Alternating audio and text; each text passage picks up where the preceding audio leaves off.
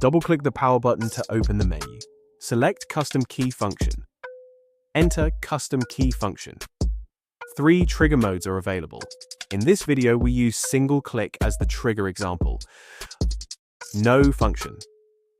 Single click the custom key will not trigger any action. Mark point. Set mark point as the custom key.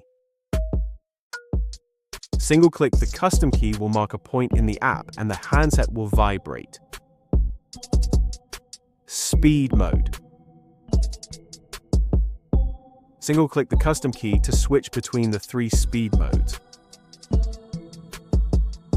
Electronic anchor.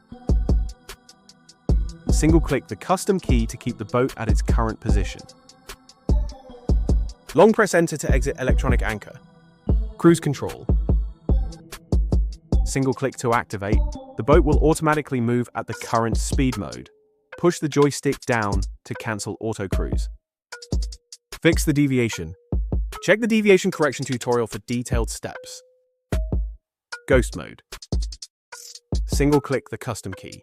Select confirm and press enter to activate. All indicator lights will be turned off.